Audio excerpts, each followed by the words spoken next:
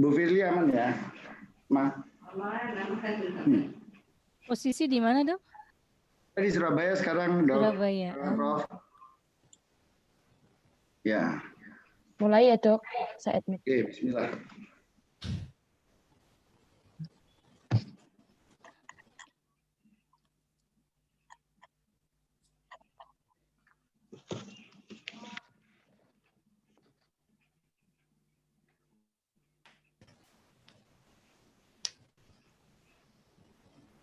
Oke, selamat malam dan selamat datang di acara webinar nasional dalam rangka penanganan pandemi COVID-19 di tanah air. Terima kasih untuk para pembicara malam hari ini dan para peserta yang sudah hadir di Zoom webinar malam hari ini. Puji syukur kita haturkan kehadirat Tuhan Yang Maha Esa, karena atas berkat dan rahmat-Nya, kita semua dapat berkumpul pada malam hari ini. Adapun webinar nasional berjudul Pentingnya Vaksinasi dan Protokol Kesehatan malam hari ini akan dimoderatori oleh Dr. Hisnin Darsyah, SE, MKes, MH. Dan materi akan dibawakan oleh pembicara kita yaitu Prof. Sulis Ikawati, PhD Apoteker, dan Dr. Asdaqi Aprisal, SPPD Finasin. Baik, sebelum memulai acara pada malam hari ini, marilah kita terlebih dahulu menyanyikan dua buah lagu, yaitu Indonesia Raya dan Mengheningkan Cipta.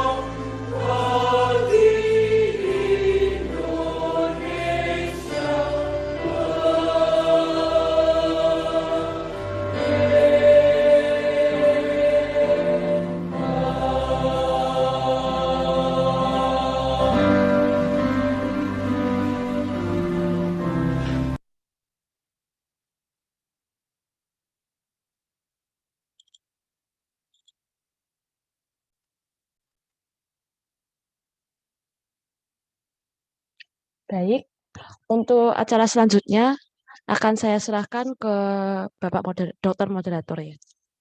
Tuh, silakan. Baik, terima kasih Dr. Febi. Assalamualaikum warahmatullahi wabarakatuh. Salam sejahtera, salam bahagia buat semuanya. Yang saya hormati para narasumber, pertama Prof. Zulis Ikawati, PhD, apoteker. Kemudian narasumber yang kedua Dr. Azaki Miza, spesialis penyakit dalam. Kemudian pada malam hari ini kami akan membawakan sebagai moderator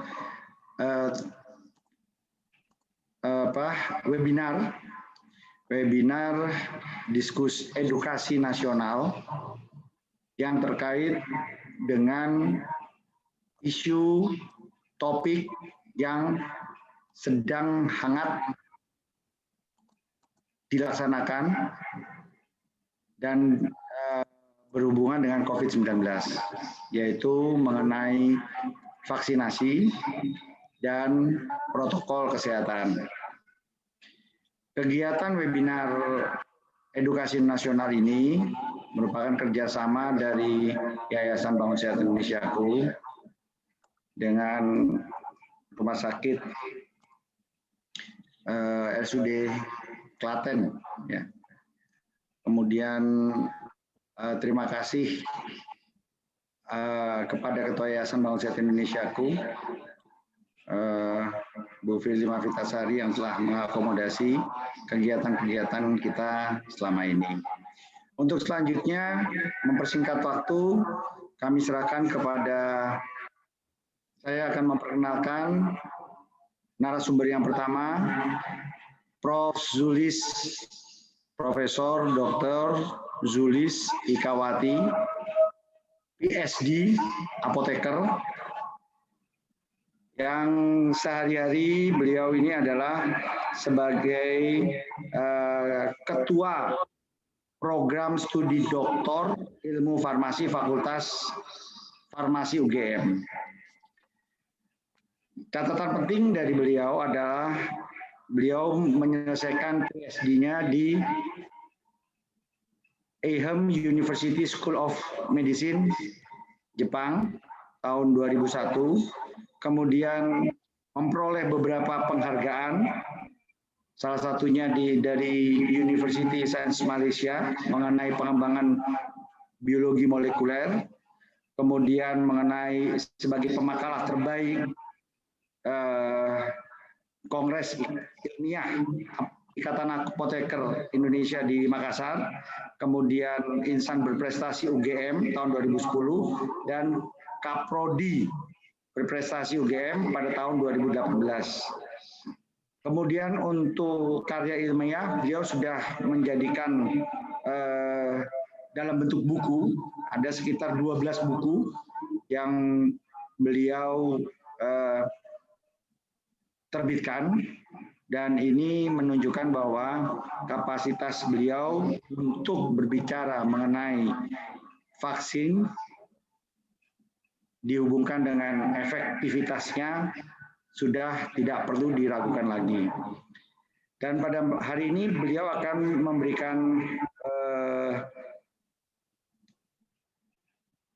presentasi mengenai efikasi dari vaksin yang sedang dikembangkan pada saat ini.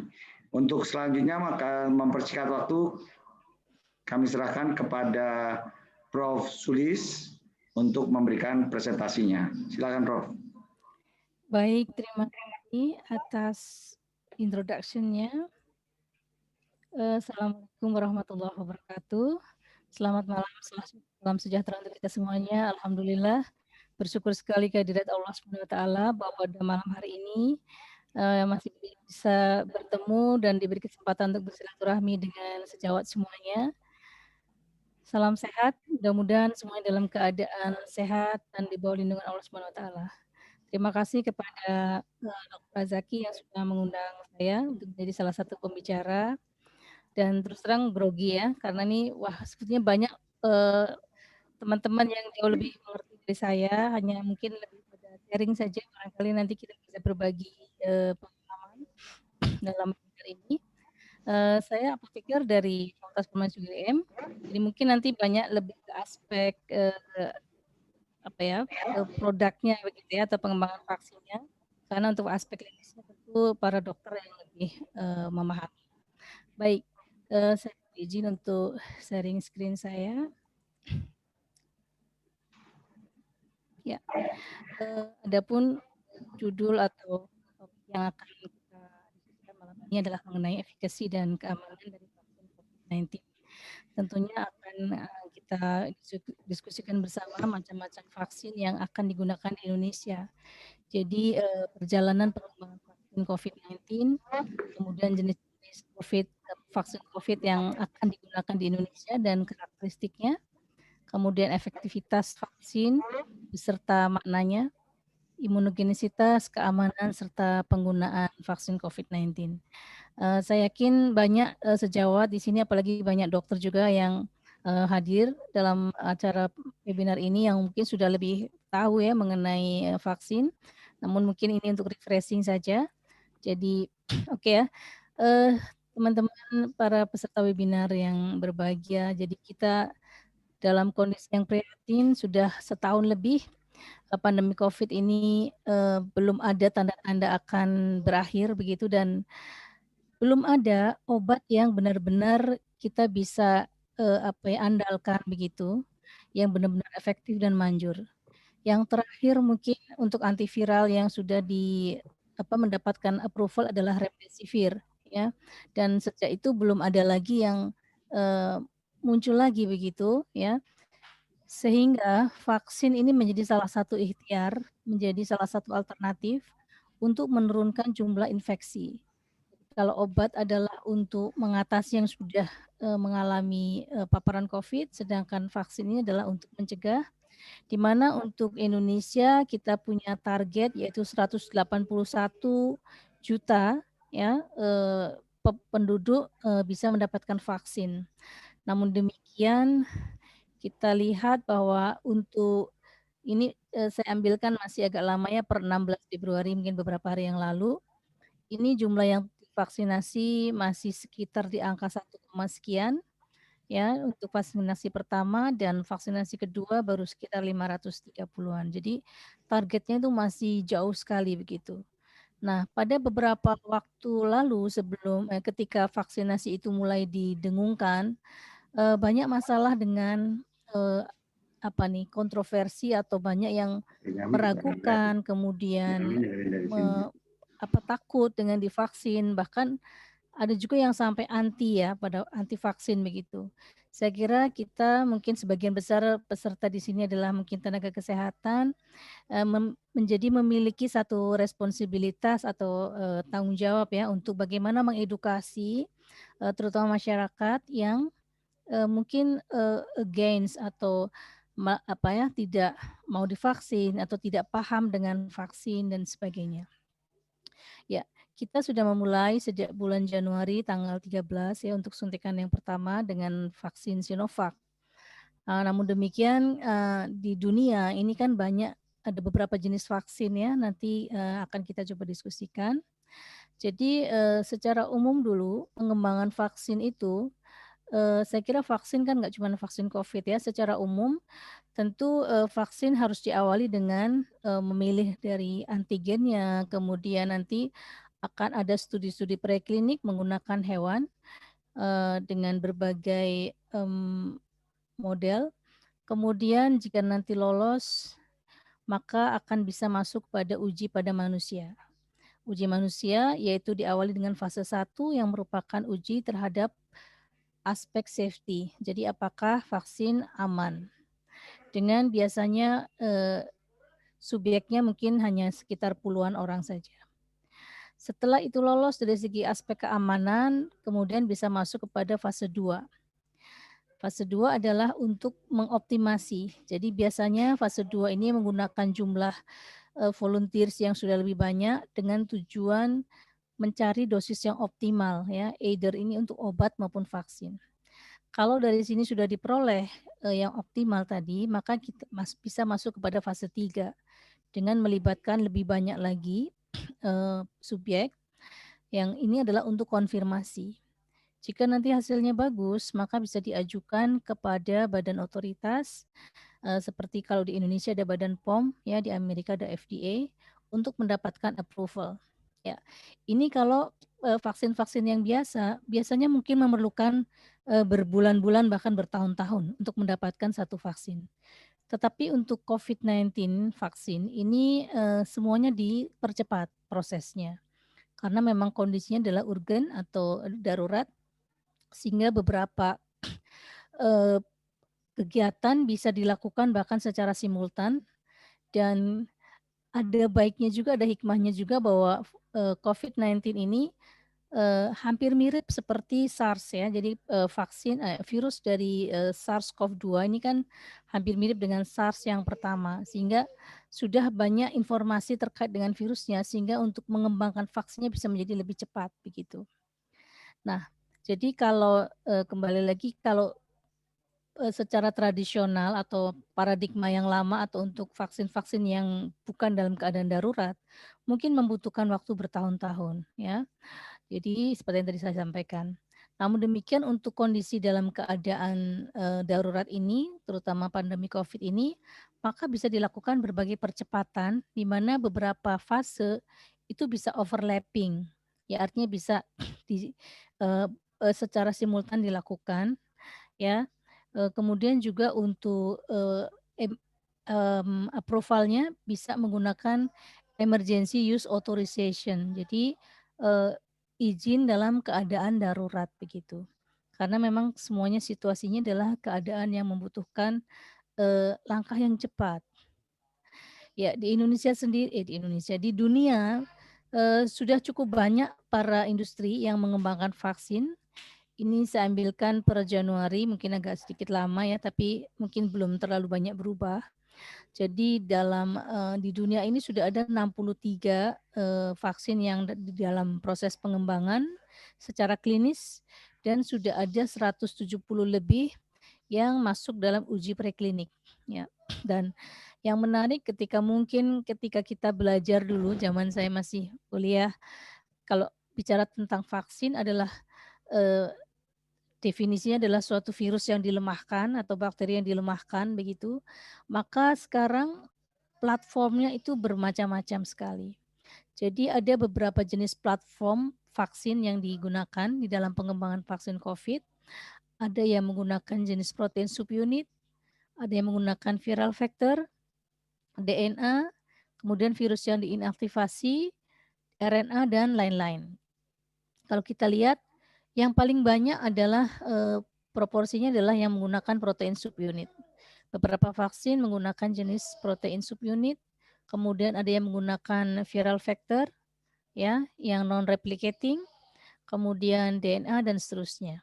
Ya, jadi ini adalah macam-macam dari platform yang digunakan di dalam pengembangan vaksin COVID-19. Dan ini adalah gambarannya. Jadi yang kalau kita sering mendengar nama-nama vaksin atau penyedia vaksin dari katakanlah dari Pfizer, Moderna begitu ya, AstraZeneca dan lain-lain, maka platformnya memang berbeda-beda. Jadi kalau Pfizer menggunakan platform adalah RNA, ya RNA. Kemudian Moderna juga menggunakan platform RNA. Sedangkan untuk dari Johnson & Johnson dan CanSino misalnya, dia menggunakan replicating, jadi viral vector replicating. Kemudian yang sekarang kita gunakan yaitu dari Sinovac, ini adalah menggunakan inactivated virus ya, nomor 4 ini. Sinovac ini menggunakan inactivated virus. Ya, masing-masing platform ini tentunya memiliki kelebihan dan kekurangan masing-masing ya. Ini tadi ya platformnya. Jadi platform untuk live attenuated dan inactivated vaksin ini bisa dibilang adalah platform yang klasik atau yang lama begitu ya. Sedangkan menggunakan RNA, DNA dan viral vector dan sebagainya ini termasuk platform yang baru. Nah, masing-masing ada kelebihan dan keuntungannya, di mana untuk ini ya macam-macam imunogen yang dipakai. Jadi kalau misalnya untuk yang live virus yang attenuated, dia keuntungannya adalah bisa menginduksi respon yang mirip seperti infeksi yang natural, ya seperti infeksi yang alami begitu. Namun demikian memang tidak direkomendasikan untuk wanita hamil maupun juga orang-orang dengan imunokompromis ya karena mungkin ada bisa menyebabkan efek yang tidak diinginkan. Beberapa contohnya bisa untuk measles, rubella, mumps ya. Ini adalah macam-macam untuk yang jenis live attenuated. Nah, kalau yang untuk Sinovac dan Sinopharm ini menggunakannya adalah inactivated. Di sini adalah menggunakan virus yang mati. Kalau ini masih hidup ya. Ini keuntungannya bisa menginduksi antibodi yang kuat ya. Namun biasanya untuk pembuatannya membutuhkan jumlah yang besar dari virus sehingga kapasitasnya menjadi terbatas. Artinya nggak bisa terlalu banyak untuk membuatnya begitu. Ya, kemudian ada protein subunit, kemudian rekombinan, peptide dan masing-masing memiliki kelebihan dan kekurangan sendiri. Mungkin yang ingin saya highlight adalah untuk yang karena yang cukup kita kenal adalah vaksin dari Pfizer dan Moderna yang menggunakan asam nukleat atau RNA. Dia pengembangannya cukup cepat ya. Jadi memang prosesnya lebih cepat daripada ya. Prosesnya lebih cepat dan ya. Bisa mendengar suara saya ya? Sebentar. Sorry, saya cek sebentar. Bisa, Prof, bisa. Bisa ya? Oke, baik. Baik, saya teruskan. Ya, jadi ini masing-masing ada kelebihan dan kekurangannya dan itu yang dipilih oleh para penyedia atau provider dari vaksin. Ya, jadi ini adalah summary-nya ya.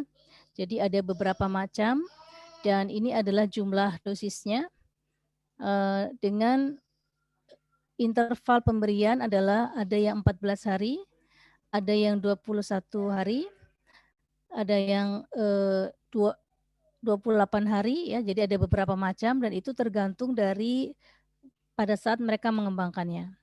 Untuk Sinovac mungkin menarik ya karena ini kebetulan yang dipakai di Indonesia di mana saat pertama kali digunakan menggunakan interval 14 hari ya secara intramuskular. Namun demikian sekarang sudah bisa digunakan dengan interval 28 hari. Juga sudah bisa digunakan juga untuk lansia ya dengan interval penggunaannya adalah dosisnya adalah 28 hari ya. Oke, dan ini adalah yang lain-lain ya. Kebanyakan semuanya adalah 2 dosis kecuali yang dari AstraZeneca. Di sini dikatakan ada 1 dosis saja atau 1 suntikan dan dari CanSino ya. Oke, ini adalah untuk masuk ke Indonesia untuk dapat digunakan, maka semua vaksin tersebut harus melalui proses evaluasi dan kemudian harus menjalani disubmit dulu data-datanya dan kemudian dievaluasi untuk mendapatkan EUA. EUA sendiri adalah diatur melalui peraturan Kepala Badan POM tahun 2020 nomor 27 ini untuk pemasukan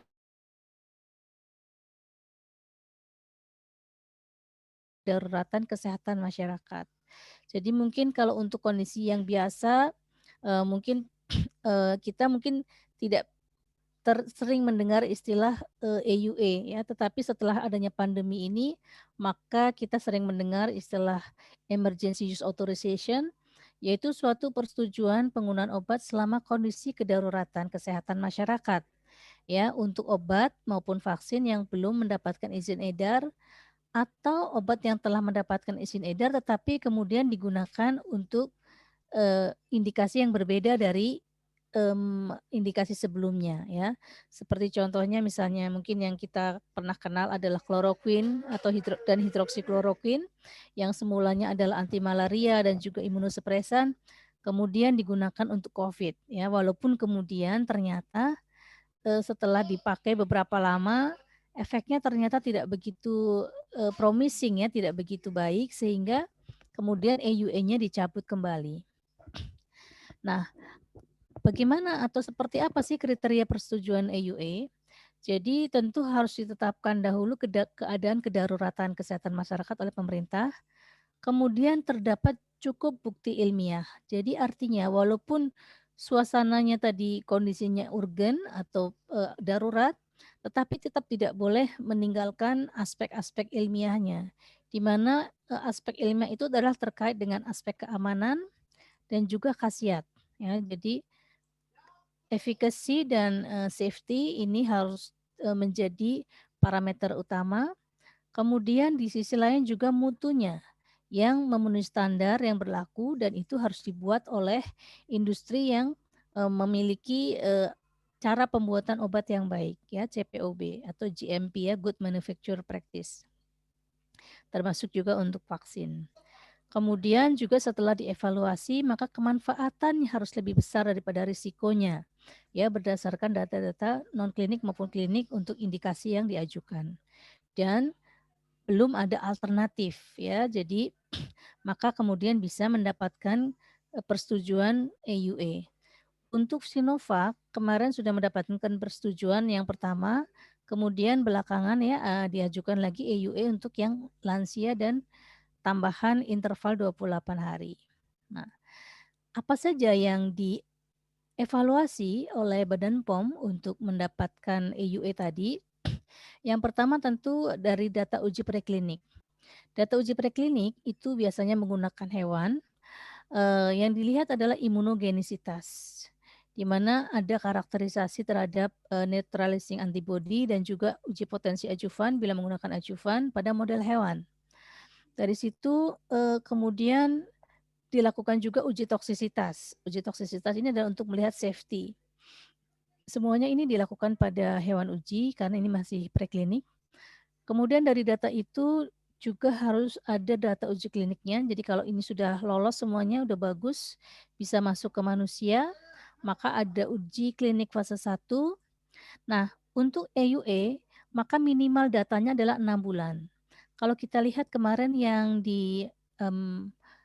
untuk fase 1 ya, fase 1 dan fase 2 ini adalah 6 bulan. Jadi untuk Sinovac yang kita sudah digunakan sekarang, itu uji kliniknya ada di Cina untuk fase 1 dan fase 2 dan sudah menunjukkan keamanan dan juga imunogenisitas yang baik ya. Nah, kemudian fase 3-nya dilakukan di beberapa negara secara multicenter dan salah satunya di Indonesia. Dan untuk mendapatkan EUA, maka dibutuhkan interim data, jadi data sementara uji klinik fase 3, baik aspek keamanan maupun efikasi dan imunogenisitas selama 3 bulan. Jadi kemarin kan uji kliniknya dimulai sekitar bulan bulan Agustus ya tahun 2020. Maka bulan Januari kemarin sudah sebagian subjek sudah memenuhi data untuk 3 bulan dan kemudian dilakukan evaluasi dan akhirnya diperoleh hasil yang kemarin yang kita ketahui bersama. Adapun persyaratan dari untuk WHO untuk EUA adalah 50% efikasinya. Dan vaksin Sinovac kemarin sudah mencapai 65,3% ya. Namun demikian uji klinik tetap harus dilanjutkan sampai 6 bulan sehingga kita masih akan menunggu juga apakah nanti akan masih sama efikasinya atau meningkat atau bisa berkurang begitu. Karena tentu dalam perjalanan 3 bulan atau 6 bulan ke depan bisa saja terjadi jumlah yang berbeda dari efikasi dari vaksin COVID ini. Adapun untuk macam-macamnya, saya kira sekali lagi mungkin sudah sering mendengar ya. Jadi dari Bio Farma ini barusan rilis juga beberapa hari yang lalu ya. Jadi PT Bio Farma sudah bisa memproduksi sendiri dengan alih teknologi dari Sinovac. Kemudian vaksin-vaksin yang lain yang masih dalam proses evaluasi dan juga mendatangkan gitu ya dari AstraZeneca, dari Pfizer, Novavax ya dan juga lain-lain. Nah, apa sih dasar pemilihan vaksin? Ya tentu tadi ya, ketika pemerintah kita akan memilih vaksin dan itu berebut banget itu seluruh dunia ya. Itu tentu harus melihat aspek, efikasi dan juga keamanan ya. Ini semuanya berdasarkan uji klinik. Dan kalau di Indonesia ditambah dengan kehalalan ya, terutama karena di Indonesia banyak masyarakat muslim yang itu pastinya akan, memerlukan juga aspek kehalalan. Data efikasi dan keamanan diperoleh dari uji klinik dan efikasi ini tidak berkorelasi langsung dengan keamanan karena bisa saja suatu vaksin yang sangat efikasinya tinggi ya, efekasius, tetapi efek sampingnya juga tinggi begitu. Ya, beberapa dijumpai seperti itu sementara ada yang mungkin efikasinya sedang gitu ya, tetapi efek sampingnya relatif, kecil begitu. Tentu yang ideal adalah efikasi tinggi, keamanan tinggi ya, tetapi itu not that easy ya untuk mendapatkan seperti itu ya. Jadi juga efikasi sampai 100% pun itu juga suatu mission impossible ya, jarang sekali vaksin yang bisa benar-benar sampai 100% protektif. Kemudian satu hal yang perlu kita pertimbangkan juga adalah kemudahan di dalam handling ya atau distribusi dan penyimpanan. Karena vaksin adalah suatu produk cold ya, produk cold yang dia, harus berada dalam rantai dingin selama perjalanan sejak dari manufacture-nya sampai ke tangan, sampai ke saat vaksinasi. Di mana itu tidak mudah, apalagi di Indonesia dengan suhu dengan iklim tropis ya, tentu kita membutuhkan banyak, fasilitas ya, karena vaksin ini harus disimpan dalam keadaan dingin yaitu 2 sampai 8 derajat. Tapi itu udah lebih bagus ya, karena Sinovac ini bisa disimpan dalam 2 sampai 8 yang itu secara fasilitas sudah, bisa dibilang di Indonesia sudah ada lah, karena vaksin-vaksin yang lain selain untuk Covid kan juga disimpan pada kondisi yang sama. Tapi bayangkan dengan vaksin Pfizer yang harus disimpan -70 ya, jadi saya kira itu pasti akan menjadi tantangan tersendiri. Ya, Moderna juga harus -20. Nah, terus bagaimana menilai khasiat dari vaksin? Jadi yang pertama harus dilihat adalah imunogenisitas, di mana nanti akan mengecek tentang, antibodinya, yang akan mengukur antibodi, ya berapa yang seropositif, seroconversion, dan juga berapa geometric mean titer-nya.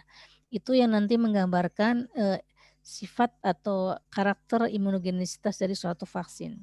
Kemudian, setelah itu adalah efikasinya itu sendiri, di mana efikasi adalah yang sudah menunjukkan, tadi kemampuan untuk mengurangi angka kejadian infeksi pada kelompok orang yang mendapatkan vaksin jika dibandingkan dengan yang tidak mendapatkan. Jadi ini nanti digunakan ini diperolehnya dalam suatu uji klinik. Nah, kalau, sejawat mungkin sering mendengar istilah efektivitas, maka ini adalah berbeda dengan efikasi ya. Jadi kalau efikasi itu adalah diperoleh dari suatu uji klinik dengan eksperimental, design, sedangkan efektivitas itu adalah setelah vaksin dipakai. Jadi setelah vaksin dipakai, maka kemampuan vaksin dalam menurunkan kejadian penyakit dan infeksi pada populasi masyarakat sebenarnya ya, setelah digunakan dalam masyarakat yang luas. Jadi biasanya efikasi harus ditranslate menjadi efektivitas dan seringkali, efektivitas biasanya yang sering sih, yang umum lebih rendah daripada efikasi begitu. Ya karena efektivitas sudah banyak dipengaruhi oleh banyak faktor ya, sedangkan efikasi masih bisa dikontrol dalam suatu uji klinik, begitu. Nah, untuk vaksin CoronaVac sendiri mungkin sebagian besar para, peserta webinar di sini sudah mendapat suntikan vaksinasi ya. Ya, jadi platformnya adalah virus yang diinaktivasi, di mana ini merupakan platform yang klasik, sehingga sudah dikuasai juga teknologinya oleh PT Bio Farma, sehingga saat ini bisa memproduksi sendiri ya. Untuk kemasannya mungkin teman-teman juga sudah melihat dengan, filenya adalah 0,5 mili ya, yang untuk impor ini. Ya, kemudian bentuknya adalah suspensi, ini menjadi penting ya, karena kadang-kadang ada yang, menanyakan, saya pernah ditanya, saya habis disuntik kok itunya keruh ya katanya, vaksinnya kok keruh gitu. Ya, saya sampaikan bahwa ya itu kan suspensi ya, bukan liquid ya, maksudnya bukan suatu, solution yang jernih begitu ya, ini adalah suatu suspensi, jadi memang kelihatan agak keruh begitu. Ya, ini adalah, untuk vaksin Sinovac.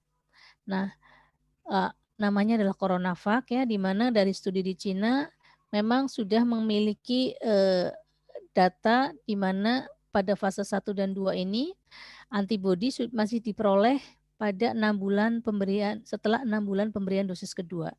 77,97% subjek telah, mengalami seropositif, yaitu memiliki antibodi setelah divaksin setelah 6 bulan. Ini mungkin menjadi pertanyaan juga buat kita semuanya, saya sering juga ditanya, sebetulnya kekebalan vaksin itu sampai berapa lama? Ya itu pertanyaan yang belum bisa dijawab sekarang, karena memang prosesnya masih berjalan. Jadi at least kalau kita menggunakan data dari studi di Cina ini, maka minimal 6 bulan masih bisa, tetapi untuk setahun atau mungkin berapa bulannya gitu ya, atau setelah 6 bulan mungkin kita harus menunggu data dari uji klinik yang ada di Bandung, yang ini masih berjalan. Kemudian, di Indonesia sendiri, baru dilakukan untuk, imunogenisitasnya adalah saat ini data yang ada adalah 14 hari dan 3 bulan ya, 3 bulan setelah, suntikan kedua. Yang ini hasilnya cukup tinggi yaitu 47,48% dan 99,23% dan efikasinya adalah 65,3%. Saya kira teman-teman sudah, sering melihat juga data-data terkait dengan, vaksin Sinovac ini ya. Ini adalah adverse event yang diperoleh dari fase 1 dan 2 dari uji klinik yang ada di Cina. Jadi ini adalah beberapa, gejala-gejala yang bisa dijumpai, ada pain ya, discoloration ya, fatigue, diare, fever, cough, tetapi ini juga dibandingkan dengan placebo ya. Overall, termasuk yang, bisa berbanding, termasuk sedikit ya dari efek samping dibandingkan dengan, placebo ini. Jadi ini adalah profil keamanannya.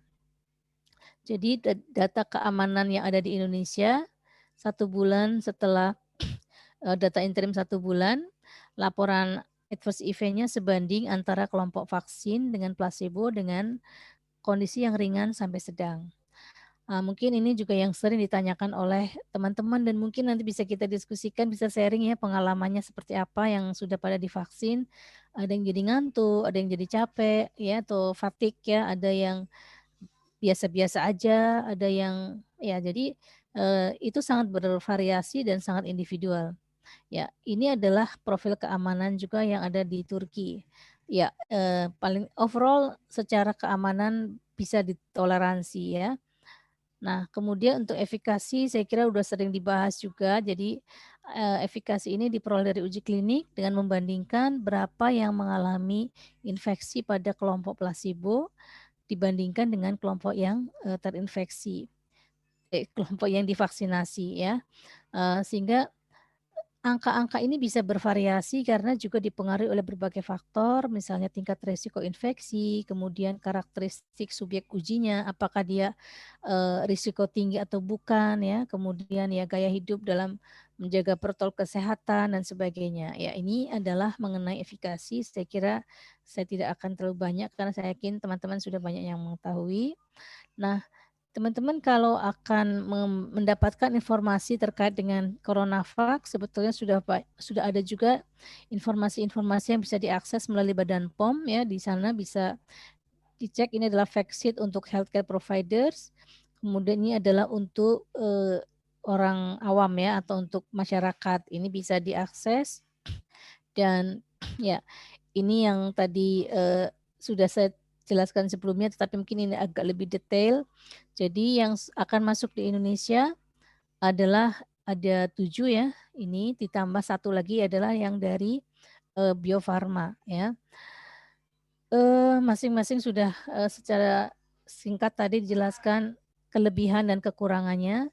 Jadi, vaksin-vaksin dengan platform inactivated virus ini secara keamanan relatif lebih aman dan itu memang sudah terbukti karena riwayat penggunaannya kan sudah lama ya, karena ini merupakan platform yang lama. Sementara kalau menggunakan platform yang baru, ini ya beberapa menyampaikan lebih keamanannya belum ada data yang dalam jangka waktu yang lama ya. Artinya karena masih baru, riwayat keamanannya masih sedikit begitu. Kemudian kalau dari segi penggunaan pembuatan ya, kalau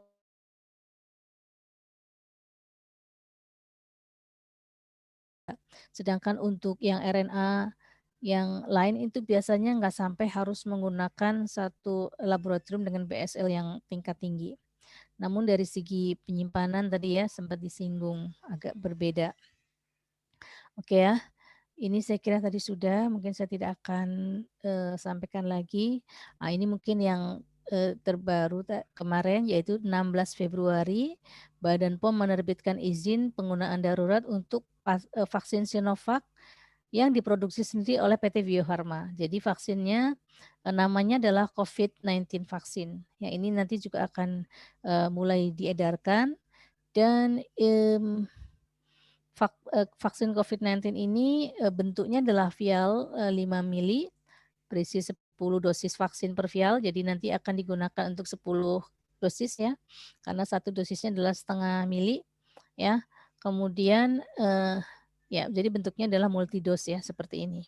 Ya, insya Allah ini yang menjadi tahap kedua yang akan beredar dalam waktu dekat. Yang sering menjadi pertanyaan adalah mengapa ada yang sudah divaksinasi masih bisa terinfeksi COVID.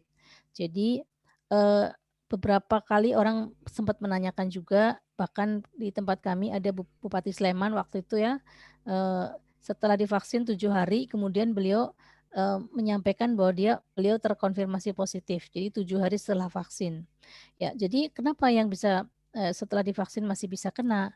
Karena kita harus melihat timing ya. Jadi untuk mendapatkan kekebalan itu kan membutuhkan waktu ya, bukan sulap ya. Jadi paling tidak adalah 28 hari. Jadi 14 hari setelah suntikan kedua, maka produksi antibodi baru akan mencapai kondisi optimal ya. Dan kalau terjadi paparan virus sebelum itu, maka mungkin kekebalan belum terjadi sehingga mungkin masih bisa terjadi infeksi COVID. Kemudian juga kalaupun terjadi antibodi, ternyata respon individu juga sangat berpengaruh ya, di mana masing-masing orang mungkin responnya menghasilkan antibodi berbeda-beda, sehingga mungkin antibodinya jumlahnya sedikit sehingga dia juga lebih berisiko untuk terpapar COVID ya, walaupun sudah divaksin. Dan juga mungkin virusnya juga banyak gitu ya, jadi walaupun antibodi sudah terbentuk, virusnya yang memapar banyak sehingga tetap saja antibodinya tidak cukup kuat untuk menahan atau memproteksi secara maksimal. Nah, yang divaksin, mungkin yang penting diperhatikan adalah ketika sudah divaksin maka gejalanya bisa lebih ringan karena bagaimanapun sudah terbentuk antibodi ya. Sehingga tetap harus mematuhi protokol kesehatan yang nanti akan disampaikan oleh Dr. Azaki. Nah, lalu apa saja yang harus diinformasikan? Saya kira mungkin teman-teman yang sudah divaksin sudah tahu juga bagaimana proses screeningnya begitu ya, apa saja yang harus ditanyakan dan juga disiapkan. Dan yang penting kalau Anda memiliki gangguan-gangguan seperti ini tentu harus disampaikan sehingga dokter akan bisa mengevaluasi apakah layak atau tidak untuk divaksin. Misalnya memiliki alergi ya, sedang demam tinggi atau memiliki penyakit akut atau serangan akut dari suatu penyakit kronik, kemudian memiliki gangguan koagulasi darah, ada mengalami imunodefisien atau sedang menggunakan terapi imunosupresan, memiliki gangguan saraf misalnya yang tidak terkontrol, ada penyakit autoimun ya, kemudian riwayat asma atau reaksi berat yang lain yang mungkin terjadi, kemudian sedang memiliki penyakit serius yang tidak terkontrol, sedang hamil, menyusui ya, pernah menderita COVID dan sebagainya. Yang penting disampaikan ya. Nah, kemudian nanti akan bisa dievaluasi apakah memenuhi kriteria atau tidak untuk divaksin. Nah, untuk yang harus dihindari saya kira juga sering kita ditanya ya, karena ini Saya yakin kalau peserta webinar udah tahu ya, tapi nanti kan kita akan mengedukasi masyarakat awam ya. Jadi mungkin ini hanya sebagai pengingat saja. Sering kita ditanya, apa yang harus kita lakukan setelah divaksin? Ya, sebetulnya tidak ada hal yang khusus yang harus dihindarkan. Tetap beraktivitas seperti biasa. Jika dia menggunakan obat untuk misalnya mengontrol tekanan darah atau gula darah itu tetap harus digunakan. Patuhi protokol kesehatan ya. Dan dalam hal ini, dalam hal interaksi antara vaksin COVID dengan vaksin yang lain belum ada informasi secara detail, sehingga sebetulnya kalau menggunakan platform yang sama, sepertinya nggak ada masalah begitu ya. Namun demikian sebaiknya untuk kehati-hatian mungkin tidak diberikan dengan pemberian vaksin yang lain. Tetapi in case memang dibutuhkan tentu dokter akan bisa mengevaluasi apakah bisa digunakan bersama dengan vaksin yang lain. Adapun untuk beberapa subjek atau orang-orang yang belum layak mendapatkan vaksinasi, kita mungkin sudah sering mendengar juga edaran dari atau rekomendasi dari Persatuan Dokter Spesialis Penyakit Dalam ya. Jadi ini adalah keadaan penyakit autoimun, kemudian sedang mengalami infeksi akut. Kemudian untuk beberapa penyakit kanker maka kelayakannya ditentukan oleh dokter ahli di bidang terkait, jadi harus dikonsultasikan dulu. Kemudian mereka yang menggunakan obat-obat imunosupresan, sitostatik ini tidak disarankan untuk vaksin. Kemudian penyakit kronik tetapi yang sedang dalam keadaan akut atau yang belum terkendali. Sedangkan yang sudah terkendali bisa ya divaksin, tentu tetap dengan pengawasan. Kemudian, nah, jadi di luar kriteria di atas maka layak untuk diberikan vaksin. Dan untuk penyintas itu kalau sudah sembuh minimal 3 bulan maka juga layak untuk diberikan vaksin. Untuk individu di atas 59 tahun karena sekarang sudah bisa menggunakan vaksin Sinovac juga, maka boleh tetapi perlu ada evaluasi terhadap kerapuhan ya, kelayakannya ditentukan dengan kondisi frailty atau kerapuhan. Ada satu kuesioner yang bisa dipakai sebagai acuan, di mana kalau nilainya di atas 2 ya, di atas 2, jadi 3 ke atas ya, kalau 2 masih bisa, maka individu itu tersebut belum layak divaksin. Yang seperti apa untuk kuesionernya? Jadi ada beberapa pertanyaan. Yang pertama tentang resisten. Jadi ditanyakan apakah Anda mengalami kesulitan untuk naik tangga tanpa istirahat di antaranya. Nah, kalau tidak ada kesulitan maka skornya 0. Kalau ada berarti 1 ya di sini. Kemudian bagaimana dengan fatigue atau kelelahan?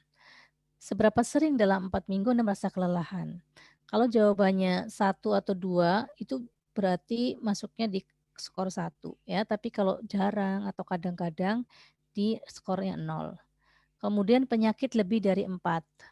Jadi kalau misalnya ada penyakit 11 penyakit utama ini ada 0 sampai 4 penyakit, ini masih 0 skornya, tapi kalau udah 5 sampai 11 penyakit ya, jadi ada hipertensi, diabetes, kanker, penyakit paru kronis dan seterusnya ada 11 ini, ada 5 sampai 11 maka skornya menjadi menjadi 1.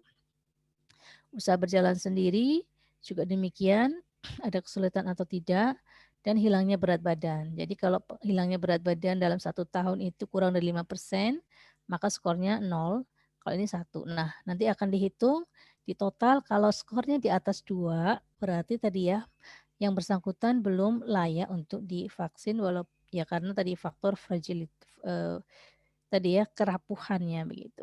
Baik. Baiklah teman-teman sejawat, saya kira saya sudah hampir sampai pada bagian akhir dari paparan saya, di mana tujuan jangka panjang dari vaksinasi COVID adalah untuk menurunkan kesakitan dan kematian akibat COVID. Harapannya adalah bisa mencapai kekebalan kelompok atau herd immunity untuk mencegah dan melindungi kesehatan masyarakat, sehingga kemudian akan tercapai sistem kesehatan secara menyeluruh dan akan menjaga produktivitas dan meminimalkan dampak sosial dan ekonomi. Ya, ini tentu saja akan tercapai jika seluruh masyarakat semuanya mendukung ya, dan kemudian cakupan dari vaksinasi ini bisa tercapai.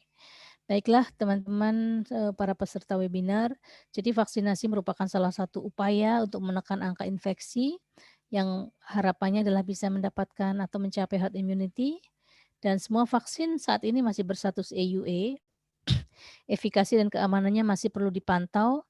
Jadi nanti dalam bentuk efektivitas ya, dalam bentuk nanti ada uji observasinya. Kemudian platform vaksin yang berbeda dapat mempengaruhi profil efikasi dan keamanan, sehingga itu perlu menjadi pertimbangan ya ketika memilih suatu vaksin, dan semua vaksin nanti akan dievaluasi dulu keamanan dan efikasinya sebelum mendapatkan persetujuan. Sehingga diharapkan nanti vaksin yang sudah dipakai tentunya sudah bisa dipertanggungjawabkan dari aspek keamanan dan efikasinya. Demikian yang bisa disampaikan. Mudah-mudahan ada manfaatnya. Ya, saya stop dulu ya. Ya, demikian. Mohon maaf kalau masih banyak kekurangan. Mudah-mudahan ada manfaatnya. Saya kembalikan kepada moderator. Terima kasih. Assalamualaikum warahmatullahi wabarakatuh.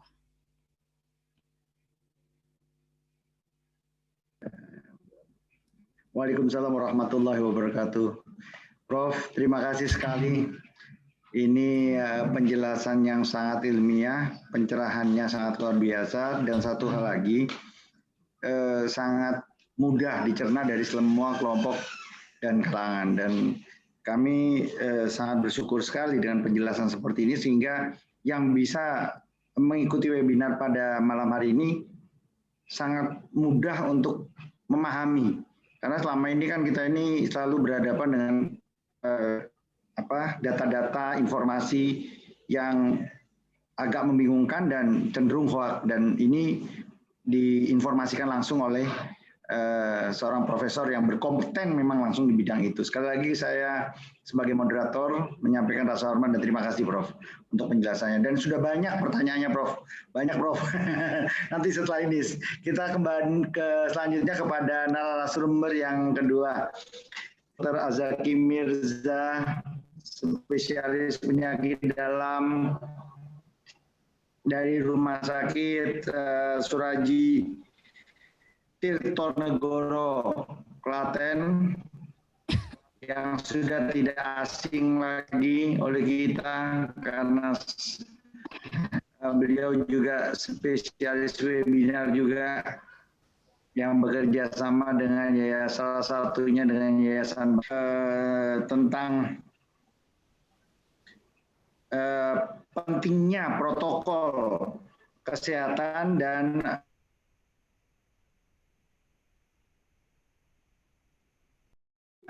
seperti kita ketahui bersama, Dr. Azaki Mirza ini dokter spesialis penyakit dalam yang bekerja sebagai Ketua Pokja Geriatrik di KMK UGM dan Pembina Paguyuban Hemofilia Kabupaten Klaten. Dan beliau adalah tamatan dari spesialisasi dan kedokteran di FKUGM. Untuk selanjutnya saya persilakan Dr. Azaki untuk menyampaikan presentasinya.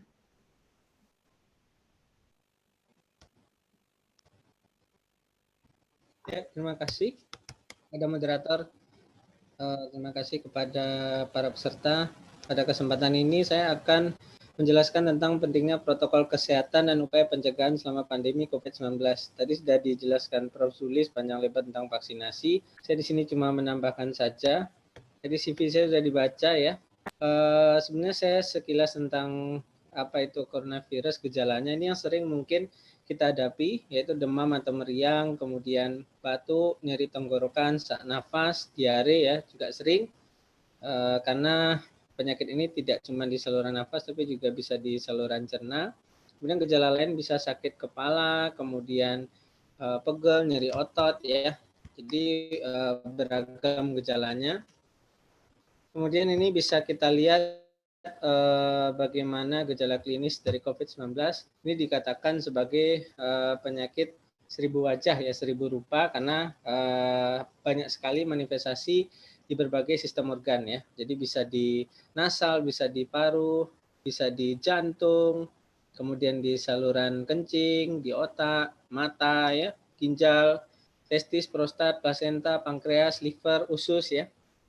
Ini kita lihat secara sekilas bagaimana virus SARS-CoV-2 ini dia menempel di S2, ya. Jadi S2 ini adalah suatu reseptor ada di berbagai organ tubuh, kemudian meningkat ekspresinya dengan virus ini, ya. Intinya seperti itu.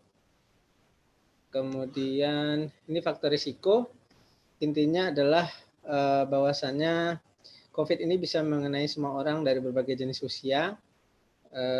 Di sini ada faktor risiko laki-laki, perokok aktif, kemudian usia tua lebih dari 65 tahun, ibu hamil dan menyusui, ada demensia, ya, pelupa gitu ya, disabilitas, kecacatan, ya. Kemudian risiko penyakit lebih berat pada penyakit asma, gagal ginjal, penyakit paru kronis, diabetes, gangguan HB, ya, hemoglobin, kemudian imunokompromis seperti kanker, pasca transplantasi organ, HIV, penyakit hati, jantung, obesitas berat, ya. Ini contoh-contoh faktor risikonya. Kemudian bagaimana penularannya, ini sudah sama-sama kita ketahui, ini bisa lewat droplet, jadi percikan partikel kecil dari batu atau bersin, kemudian kontak erat, ya, kemudian menyentuh benda-benda mati yang sudah terkontaminasi oleh virus. Ini sebelum tersedia vaksin sebenarnya sudah ada pamflet seperti ini, ya, bagaimana kita harus cuci tangan, kemudian pakai masker, ya, konsumsi gizi seimbang, hati-hati kontak dengan hewan, rajin olahraga dan sebagainya. Bila batuk, pilek dan sesak ke fasilitas pelayanan kesehatan, ya. Jadi dari awal memang protokol kesehatan ini sudah promosikan, ya, supaya dilaksanakan oleh masyarakat, ya. Kemudian ini Germas, ini gerakan masyarakat hidup dan sehat. Caranya makan dengan gizi yang seimbang, rajin olahraga dan istirahat yang cukup, cuci tangan pakai sabun, jaga kebersihan lingkungan, tidak merokok, kemudian minum air mineral 8 gelas per hari, makan makanan dimasak sempurna dan jangan makan daging hewan yang berpotensi menularkan. Bila demam dan sesak nafas ke fasilitas pelayanan kesehatan, gunakan masker jika batuk atau tutup mulut dengan tangan, yaitu di bagian lengan atas bagian dalam. Kemudian jangan lupa berdoa, ya. Ini awalnya sudah disebarkan, ya, bagaimana Germas ini oleh Kementerian Kesehatan kita. Ini makan makanan bergizi, sehat dengan pola makan gizi yang seimbang. Asupan protein ditingkatkan, ikan, daging, telur, susu, biji-bijian, dan kacang-kacangan. Kemudian ini makan makanan bergizi, ya. Makan sayur dan buah segar beraneka warna setiap hari yang mengandung vitamin-vitamin, mineral, ya. Kemudian makan makanan bergizi di sini dalam rangka memenuhi kebutuhan vitamin, mineral, serat, protein, dan antioksidan.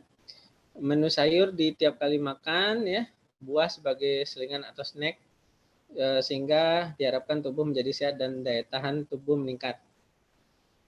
Kemudian ini makan makanan bergizi, nutrisi selama pandemi, menurut WHO, makan dengan gizi yang seimbang, kemudian perbanyak konsumsi sayur dan buah, batasi lemak jenuh, konsumsi lemak tidak jenuh, dan hindari konsumsi lemak trans, ya.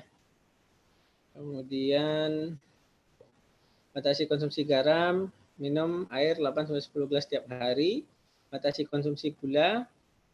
Ini makan makanan bergizi, yaitu makanan diolah, dicuci dengan bersih, makanan dimasak dan matang sempurna, terutama protein hewani. Tips makan saat kerja era new normal, ya. Sebaiknya kita bawa bekal di rumah, kemudian pesan makan via aplikasi, ini yang sering, ya. Jadi tidak harus ke tempat makan atau restoran seperti itu.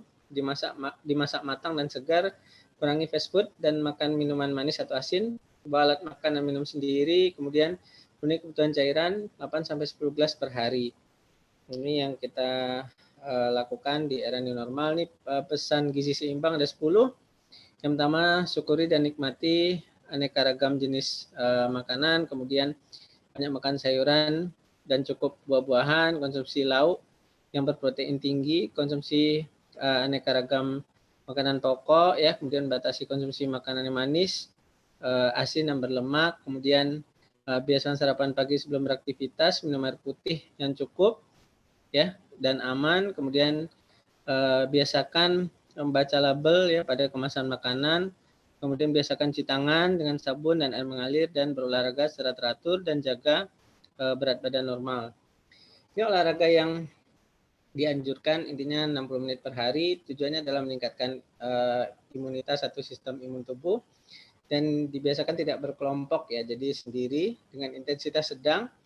Contohnya jalan kaki, sepeda, aerobik, bisa dengan menonton YouTube, jogging, yoga di rumah. Jadi intinya bisa dilakukan sendiri, tidak harus berkelompok-kelompok. Kemudian cuci tangan mencegah penularan, durasinya 20-30 detik. Rekomendasi WHO 6 langkah cuci tangan.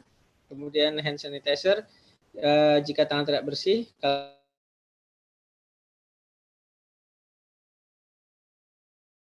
Penyakit lain seperti diare, flu ya. Waktu mencuci tangan, setelah batuk, bersin atau membuang ingus, sebelum dan sesudah merawat orang sakit, sebelum dan setelah menyiapkan makanan, sebelum dan sudah makan, setelah menggunakan toilet, setelah menyentuh binatang, setelah menyentuh tombol lift, handle pintu atau tangga, setibanya di rumah setelah bepergian, dan setelah membuang sampah. Waktu-waktu mencuci tangan, ini 6 langkah cuci tangan, kita lihat ya bagaimana telapak tangan ya saling bersentuhan, kemudian mencuci punggung tangan, kemudian telapak tangan, jempol ya, sela-sela jari ya. Kemudian ini cuci tangan pakai sabun dengan air mengalir, ini yang direkomendasikan WHO seperti tadi 6 langkah cuci tangan. Ini bagaimana menjaga kebersihan lingkungan. Ingat di sini desinfektan diberikan ke benda-benda mati ya. Jadi pembersihan dengan desinfeksi area kerja atau ruang publik secara berkala bisa 4 jam per kali ya. Ini juga ke gedung-gedung dilakukan pemberian desinfektan. Kemudian berhenti merokok ya. Ini juga menjadi program karena merokok itu adalah dia bisa menurunkan daya tahan tubuh, kemudian diduga meningkatkan ekspresi reseptor S2 sehingga rawan terkena COVID-19. Ya. Ini penggunaan masker, kita lihat ada slogan masker untuk semua ya. Jadi ada masker kain, ada masker bedah N95 ya. Ini bagaimana mencuci masker kain dengan benar ya. Ini bisa nanti slide-nya dibagikan. Jadi sebaiknya memang kita memakai masker bedah atau N95 ya. Karena masker kain dikatakan tidak cukup efektif untuk menangkal masuknya virus SARS-CoV-2. Ini cara memakai masker yang benar intinya adalah menutupi daripada hidung, mulut, dan dagu ya. Jadi jangan sampai ada yang terbuka karena nanti bisa menjadi port of entry atau tempat masuk daripada virus SARS-CoV-2 penyebab COVID-19. Ini ketika batuk, ya menggunakan masker, kemudian tutup mulut dan hidung dengan lengan atas bagian dalam. Ini bisa tutup mulut dengan tisu ya. Kemudian jangan lupa membuang di tempat sampah dan cucilah tangan menggunakan sabun dan air mengalir ya. Ini beberapa tips etika batuk. Kemudian kita lihat ini menjaga diri dan keluarga Anda dari virus corona dengan Germas tadi ya, gerakan masyarakat hidup sehat ya, berbagai macam ya, termasuk olahraga, makan dengan gizi seimbang, cuci tangan, gunakan masker, tidak merokok, jaga kebersihan lingkungan, minum air mineral 8 gelas per hari, sekitar 2,5 liter ya. Kemudian makan makanan yang dimasak sempurna, bila demam dan sesak segera ke fasilitas pelayanan kesehatan dan tadi berdoa ya.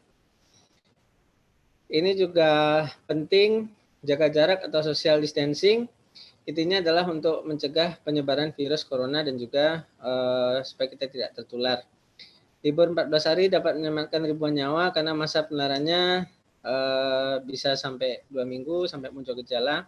Apabila seorang menunjukkan gejala, maka penularan akan berhenti sampai di situ karena orang tersebut tidak kontak dengan orang lain selama 14 hari. Ini gunanya isolasi ya. Langkah-langkahnya menghindari keramaian, jaga jarak, hindari bersentuhan dengan orang lain, kemudian mengurangi penggunaan transportasi umum, menghindari kunjungan ke tempat umum seperti mal, bioskop, pusat kebugaran, dan konser, bekerja, belajar, dan aktivitas lain di rumah untuk sementara waktu atau WFH. Istirahat yang cukup ini juga penting, bagaimana kuantitas 7-8 jam sehari, kemudian juga yang penting ada kualitasnya juga. Istirahat atau tidur mempengaruhi daya tahan tubuh, kurang istirahat akan mengganggu fungsi tersebut. Bagaimana kebutuhan cairan dipenuhi dengan 8-10 gelas sehari, kemudian konsumsi sayur dan buah mengandung banyak air untuk mencegah dehidrasi. Ini penting ya. APD ya untuk tenaga kesehatan, jadi ada level 1, 2, 3, ini semakin menangani pasien-pasien yang gawat atau COVID-19, tentunya APD juga harus semakin ketat ya. Intinya seperti itu, ini untuk tenaga kesehatan. Kemudian pengukuran suhu tubuh ini sering ya, kalau kita masuk kantor atau ke mall atau ke hotel ya, bila suhu lebih dari 37,3 derajat Celcius, 2 kali pemeriksaan jarak 5 menit suruh pulang ya, jadi nggak boleh masuk ke mall atau tidak boleh masuk ke kantor atau ke hotel. Ini dari waktu kerja yang lama atau lembur, karena kalau kurang istirahat tentunya daya tahan tubuh bisa menurun dan kita mudah terinfeksi.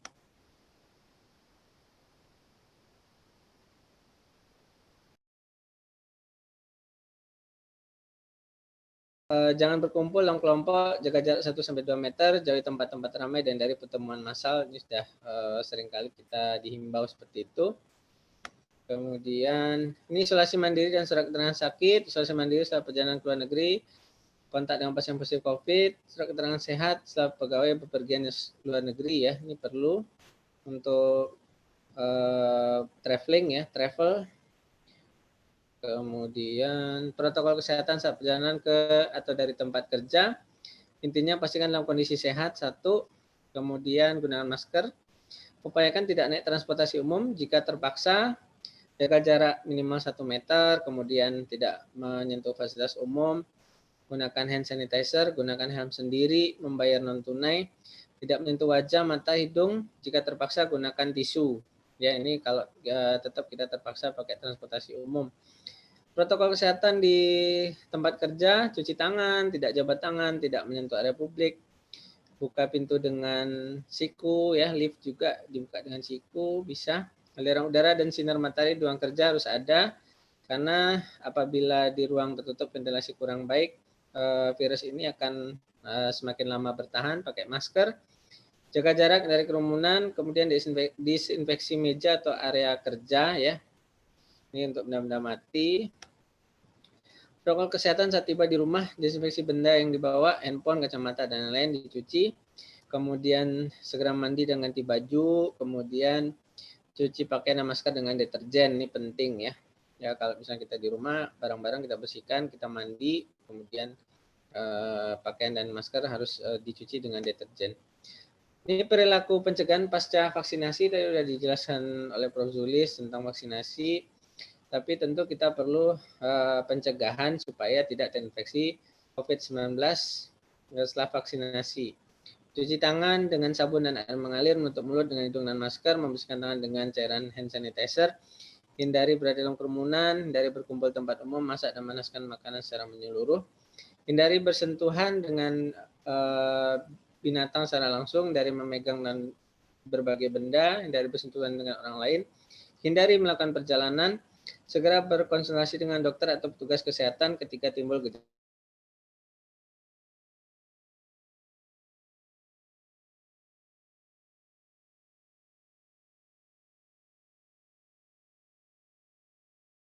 Dan kontak langsung, ini biasanya ya. Tapi kalau orang sehat pakai N95 justru lebih bagus ya, karena untuk proteksi dan untuk filter daripada virus SARS-CoV-2 ini sangat efektif ya, karena masker kain biasanya untuk bakteri.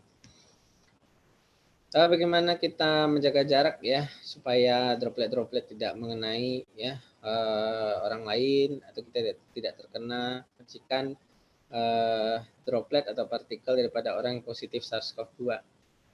Pencegahan di kendaraan umum, gunakan masker dan hand sanitizer, hindari menyentuh pintu atau pegangan, makan makanan yang aman dan bergizi serta air putih. Kemudian gunakan waktu perjalanan untuk istirahat, jangan berbagi makanan dan minuman dari wadah yang sama, jaga jarak antar penumpang 2 meter, ini kalau kita terpaksa bepergian dengan kendaraan umum. Pencegahan di tempat kerja ini juga sering, hindari pertemuan sosial dan jaga jarak fisik minimal 2 meter. Pastikan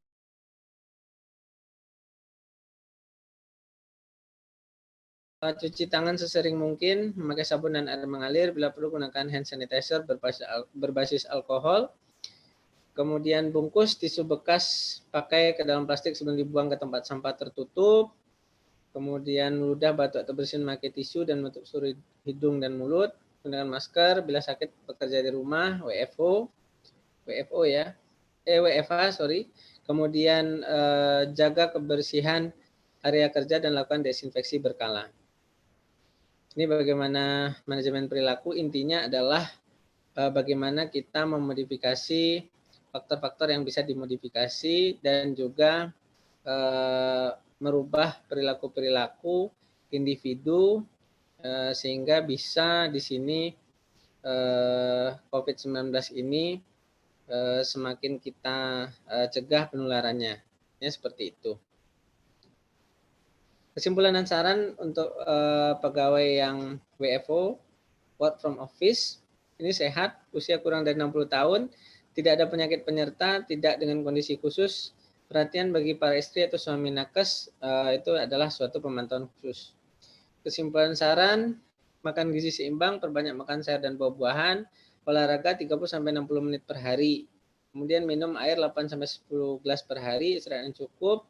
Yang terpenting adalah kuantitas dan kualitasnya.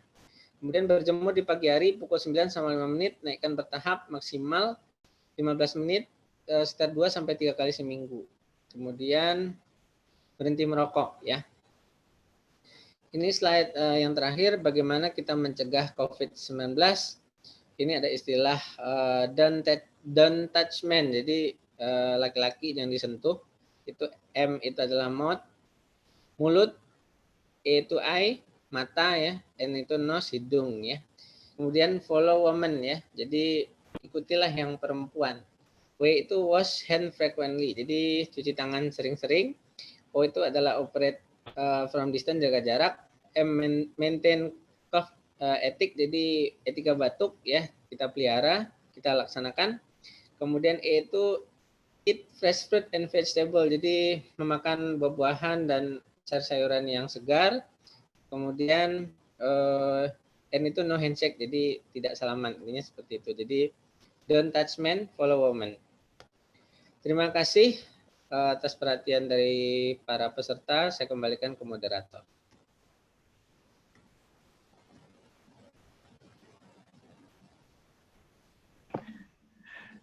Terima kasih Dr. Zaki atas presentasinya yang sangat lugas.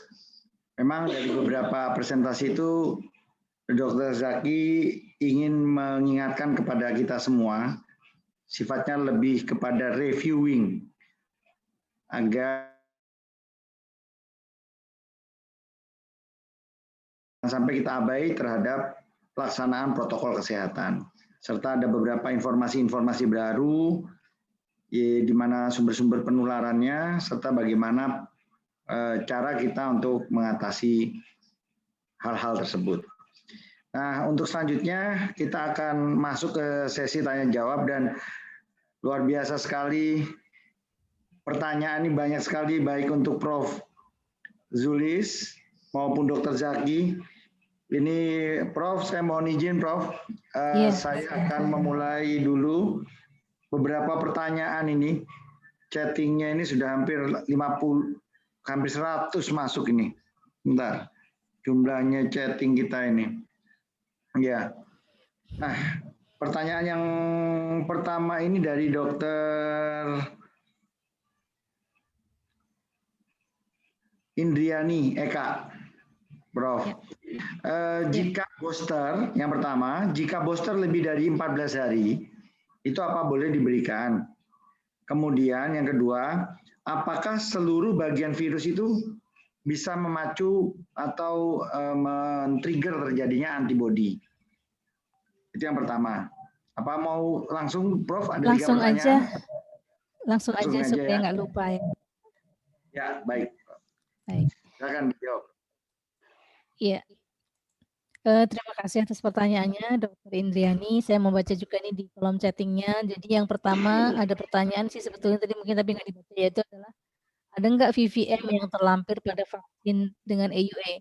Jadi memang sayangnya untuk yang saat ini memang vaksin belum ada VVM-nya, sehingga memang ketika untuk mengetahui apakah dia masih stabil atau enggak dan sebagainya memang agak sulit ya. Jadi memang yang penting adalah menjaga suhunya di tempat yang harusnya begitu ya.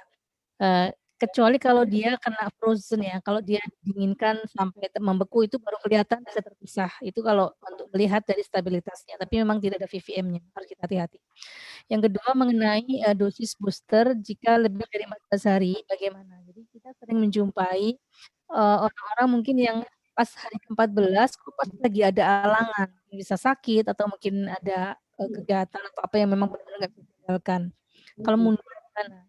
Jadi uji klinik pada fase 1 dan 2 untuk vaksin Sinovac ini, mereka melakukannya ada 2 interval, jadi 14 sama 28 hari. Jadi ternyata dari segi aspek imunogenisitas itu hampir sama begitu. Nah, kenapa kita pakai 14 hari? Ada di beberapa, tadi ada beberapa pertanyaan juga sempat saya lihat. Jadi kenapa kita pilih yang pertama ini 14 hari? Sebetulnya itu bisa dua-duanya, bisa 14 hari, bisa 28 hari. Hanya saja pada masa pandemi, kita mengharapkan efeknya lebih cepat gitu, sehingga dipilihlah interval 14 hari. Tapi kalau misalnya itu kemudian mundur dari 14 hari, maka insya Allah masih sama gitu. Artinya masih belum banyak, apa namanya, tidak begitu banyak berbeda dari segi efeknya untuk menimbulkan antibodi. Sampai 28 hari, imunogenisitasnya itu masih sama. Cuma yang belum saya ketahui adalah kalau kemudian dari 28 hari itu masih mundur lagi, nah sampai berapa lama kita bisa mundur lagi itu yang mungkin udah terlalu lama gitu. Jadi misalnya suntikan pertama dengan suntikan kedua itu, dugaan saya memang sebaiknya tidak lebih dari 28 hari. Misalnya mundur-mundur dikit ya mungkin nggak apa-apa, tapi, terlalu lama nanti mungkin seolah-olah akan seperti ngulang lagi gitu, karena berarti nanti mungkin udah turun lagi ya pada saat, primary respon yang pertama itu udah antibodi bisa turun lagi sehingga kemudian, nggak jadi kayak booster gitu. Jadi seolah-olah nanti jadi kayak suntikan pertama lagi kalau jaraknya terlalu lama begitu. Tapi kalau in between ya antara 14 sampai 28 kayaknya sih logika saya masih, mengatakan itu masih bisa gitu, hampir sama, hasilnya. Demikian dokter.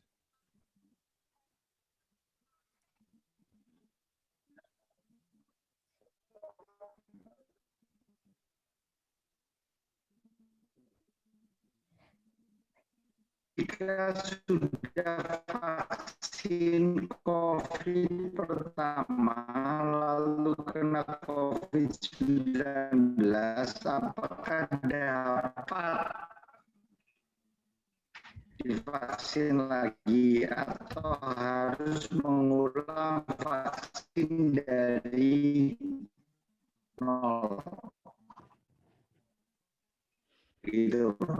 Maaf dokter, kok suaranya agak ini ya, sebentar. Suaranya agak ini, apakah dari tempat saya ya yang Dari situ, Bro. kurang jelas, dokter? Dari Surabayanya, Bro. Maaf dokter, Prof. Mungkin saya bantu untuk pertanyaan kedua ya, Prof. Ini dari Dokter Megawati. Jika sudah vaksin COVID pertama, lalu kena COVID-19, apakah dapat divaksin kembali? Kemudian apakah pasien tersebut harus mengulang vaksin dari nol? Terima kasih, Prof. Ya.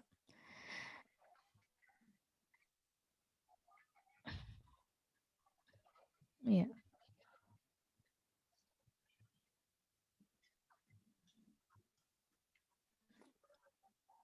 Iya. Iya. Jadi yang sejauh yang saya tahu mungkin kalau ada teman-teman yang lebih tahu nanti bisa mengoreksi saya. Ini suaranya kok kayak agak ini ya. Baik. Jadi kalau misalnya udah divaksin, kemudian ternyata kena, maka, kita harus lihat dulu apakah dia, bergejala atau tidak. jika ini setahu saya, mungkin nanti saya tolong dikoreksi, kalau tidak bergejala, berarti tidak ada kondisi yang, demam atau apa begitu, maka dia masih bisa tetap divaksin untuk, suntikan yang kedua. Tetapi kalau kemudian bergejala, maka harus ditunda, begitu. Harus ditunda untuk, suntikan keduanya sampai kondisinya, membaik, begitu. Ya, kalau misalnya jarak antara satu, dan membaiknya itu mungkin memang lama ya.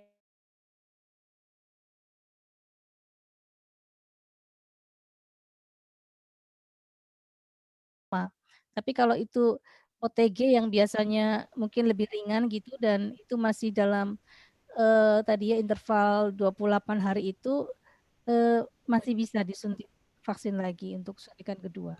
Begitu yang saya tahu. Ya, Mungkin ada yang oke. mengoreksi, monggo silakan. Ya. Ya, Prof. Terima kasih penjelasannya, Prof. Itu juga salah satu dari pengalaman yang saya alami pasien, di mana memang setelah vaksin kemudian ternyata ada gejala, ternyata timbul, maka harus ditunda dulu sampai betul batas waktunya itu 28 hari sampai gejalanya hilang. Nanti mungkin Dr. Zaki bisa memperkuat lagi, tapi itu sudah pernah terjadi juga pasien dengan reinfeksi kembali setelah divaksin. Kemudian begini, Prof. Terdengar jelas ya, Prof ya? Apa kalimat saya, Prof ya? Jelas. Ya. Jelas. Oke. Kemudian berikutnya dari Handoko ya, Pak Handoko atau Dr. Handoko. Pertanyaannya sederhana, Prof. Kenapa vaksin itu harus 2 kali pemberian? Kenapa tidak bisa sekali aja? Menurut Prof bagaimana ini? Kenapa menggunakan interval waktu? Iya. Iya. Tergantung dari platform, ya.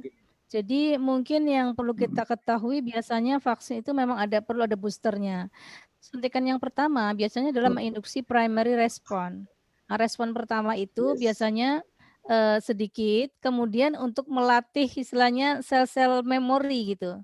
Nah, antibodinya biasanya nanti akan turun lagi. Nah, tapi ketika diberikan booster, maka nanti dia akan tadi ya sel-sel memorinya akan segera karena sudah diaktifkan, maka nanti produksi antibodinya lebih faster, lebih cepat dan juga lebih tinggi dan lebih sustain begitu. Jadi memang seperti itu. Memang ada beberapa jenis vaksin yang memang cukup sekali begitu, tergantung dari platformnya. Saya terus terang tidak begitu ingat ya, ada sih saya pernah baca gitu, ada beberapa yang mungkin cukup sekali gitu ya, bisa untuk seumur hidup. Tetapi untuk vaksin COVID ini yang setahu saya hampir semuanya itu adalah dosis 2 kali. Memerlukan booster tadi untuk, meningkatkan produksi antibodi, supaya lebih tinggi dan sustain begitu, lebih lama, begitu. Terima kasih, Prof. Memang untuk vaksin, memang kita harus melakukan upaya untuk men-trigger dulu, kemudian setelah men-trigger, muncul antibodi dari tubuh, kemudian baru kita sustain, kita pertahankan antibodi itu dengan pemberian vaksin yang kedua. Jadi di beberapa penelitian yang pernah saya baca juga menunjang ke arah sana, dan terima kasih Prof untuk penjelasannya ini. Kemudian sementara kita pindah ke Dr. Zaki dulu ya Prof ya. Mohon izin Prof. Ya, Dr. Zaki, ini ada beberapa pertanyaan juga. Apakah bedanya vaksinasi dengan obat? Ya, sudah enggak apa-apa. Kita Dr. Zaki dijelaskan aja. Vaksin dengan obat. Ini pertanyaan mungkin dari teman-teman orang awam. Apakah vaksin itu sama dengan obat atau bagaimana? Mungkin silakan, Dok. Kenapa? Ya, masih intinya vaksin. Ya, kalau obat jelas. Jadi obat itu adalah terapinya ya, kausatif simptomatik. Jadi kalau misalnya terkena COVID itu kita berikan terapi, misalnya dia terkena organ mana kita obat ya. Tapi kalau vaksin ini dia memicu munculnya antibodi. Jadi supaya tubuh kita itu respon imunnya bagus terhadap virus SARS-CoV-2. Jadi ini seperti itu. Jadi kalau vaksin tujuannya untuk individu itu dia adalah satu untuk memicu kekebalan, yang kedua supaya kalau kita kena COVID gejalanya lebih ringan. Kemudian kalau untuk populasi dia memicu herd immunity, kekebalan populasi. Makasih. Iya, terima kasih Dr. Zaki, sangat jelas. Ini pertanyaannya banyak, saya nggak akan mengulang lagi. Semoga puas Pak NKRI.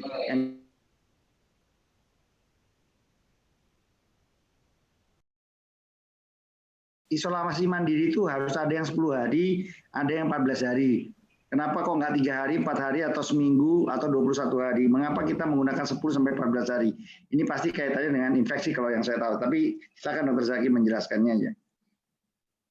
Ya, jadi tadi udah ya, jadi intinya kalau misalnya terakhir itu 10 hari, kalau 10 hari tanpa gejala, itu dia dikatakan virusnya itu sudah, intinya virusnya sudah lemah, sudah mati ya, ini seperti itu. Jadi virus itu membutuhkan waktu interval sekitar 10 untuk dinyatakan bila seseorang tanpa gejala. Itulah kenapa kalau orang misalnya tanpa gejala, itu biasanya kita cukup isolasi mandiri. Jadi setelah itu sekarang tidak perlu di swab. Intinya dia sudah isolasi, kemudian dalam kondisi tanpa gejala itu sudah dinyatakan aman. Terima kasih. Ya, baik, terima kasih Dok.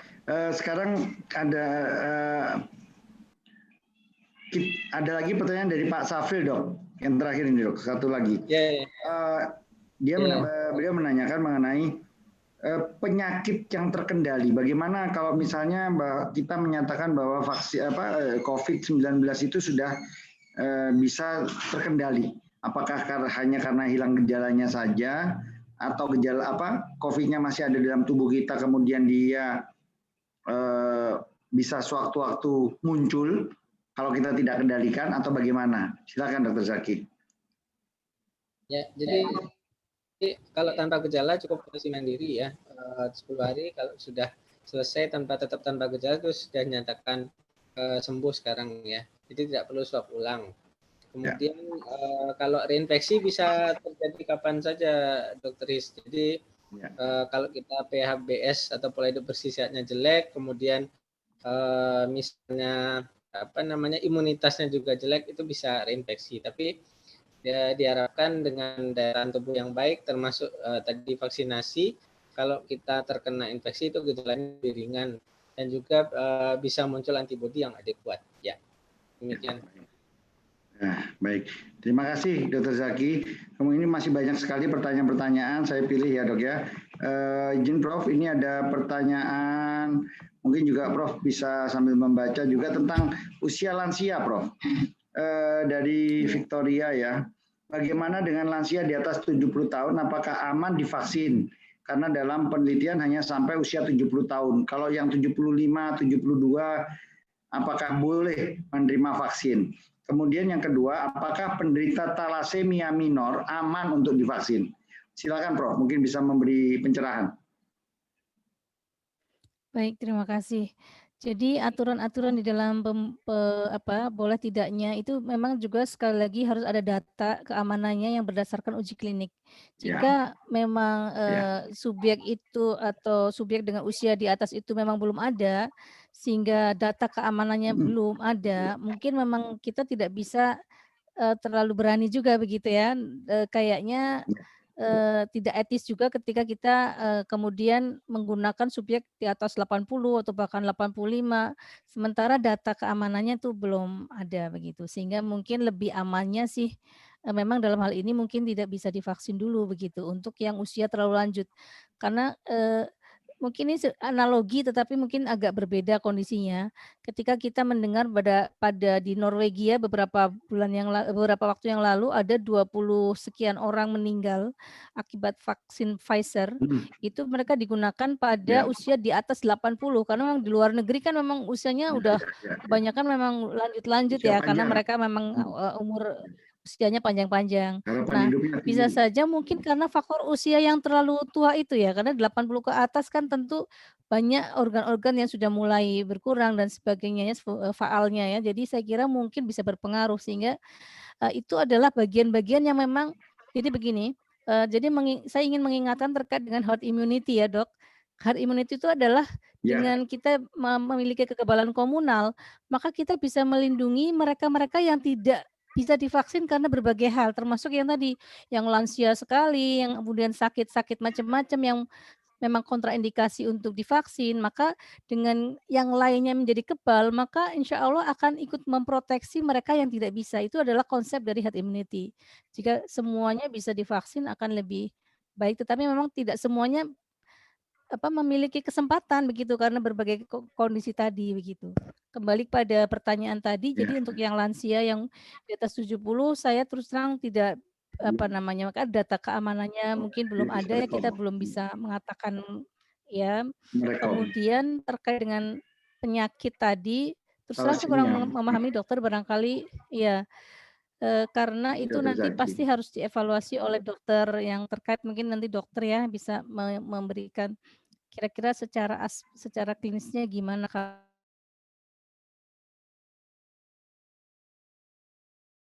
Dokter Zaki, silakan Dokter Zaki tentang thalassemia minor ini. Terima kasih. Jadi kalau gangguan perdarahan ya, kemudian juga gangguan ini ya hematologi, itu biasanya kita ditunda ya untuk vaksinasi. Jadi misalnya kanker, kemudian leukemia, termasuk juga thalassemia ini sendiri ya, karena tentunya sudah dipertimbangkan ya Prof. Jadi untuk kriteria untuk gangguan hematologi dan juga pembentukan HB itu kita exclude ya dari peserta vaksin. Ya, makasih. Ya. Kemudian untuk Prof. Zulis, terima kasih Dr. Zaki. Prof. Zulis, ini ada yang bertanya tentang bila dalam 28 hari pasca vaksinasi belum terbentuk antibodi virus, apakah kita harus vaksin ulang dengan vaksin yang sama atau kita menggunakan vaksin yang lain? Nah, menarik ini Prof. Pertanyaannya ini Prof. Ya. Silakan Prof. Mungkin ini bisa menarik Prof. Ya. Karena biasanya kita nggak ngukur ya. Jadi sebetulnya kita nggak ngerti kecuali memang mau diukur. Jadi ada beberapa pertanyaan, bisa nggak sih kita ngukur? Saya kira kita mau ngukur boleh-boleh aja.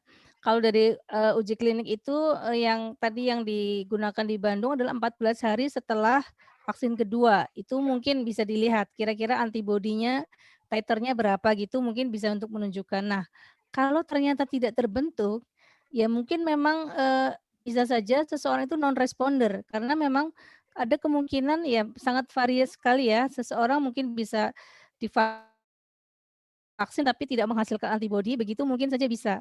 Nah, kalau yang seperti itu terus terang saya juga nggak ngerti apakah mungkin bisa dilakukan vaksin dengan platform yang berbeda gitu, karena mungkin aja dengan platform itu mungkin nggak terbentuk gitu ya. Cuman sebetulnya kalau ngelihat dari platform itu, sebetulnya kalau platformnya itu adalah whole virus yang inactivated, sekalian menjawab pertanyaan yang lain sebenarnya ada, itu dia bisa mendevelop antibodi yang lebih varies, lebih lengkap sebetulnya antibodinya. Karena antibodi itu kan bisa terhadap part dari suatu antigen kan. Jadi antigennya itu kalau whole virus itu kan berarti masih banyak nih part-part yang bisa memicu terbentuknya antibodi sehingga antibodinya lebih lengkap ketimbang hanya misalnya subunit protein yang mungkin dia hanya satu part aja itu yang menjadi antigennya begitu. Jadi tapi kalau mau dicoba mungkin harus dengan platform yang lain ya. Kalau misalnya dengan satu platform ternyata kok nggak berhasil gitu ya.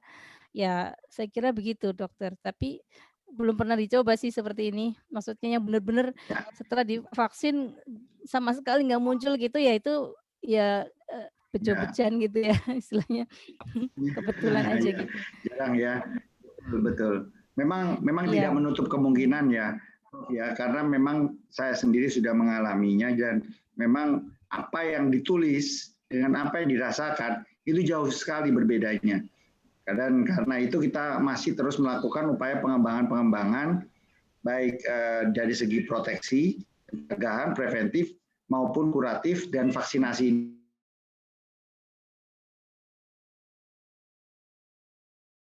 Usaha mengembangkan terus karena vaksin pun juga berkembang dengan cepat dan berubah. Virus ini sangat cepat sekali berubah sehingga penyesuaian terhadap vaksin yang dibuat pun juga akan mengalami perubahan yang harus lebih cepat juga mengikuti ini semua. Kemudian itu Dokter Zaki, Dok, ini terkait dengan efek samping Dok atau mungkin reaksi alergi. Jadi ada orang yang setelah divaksin ada tuh yang beberapa memang ada yang bilang sering ngantuk atau ini nafsu makan bertambah atau nafsu makan berkurang. Tapi yang terpenting begini dok, ada pertanyaan juga dan memang ada pasien saya juga setelah divaksin dia mengalami tonsilitis akut. Kemudian ada yang setelah divaksin perikardi. Ya. Nah, apakah dengan reaksi tersebut itu menunjukkan bahwa ada reaksi alergi yang memungkinkan untuk tidak digunakan vaksin itu, atau tetap digunakan vaksin itu tapi waktunya dimundurkan, atau bagaimana kalau seandainya terjadi reaksi-reaksi seperti itu, dok? Ya, makasih.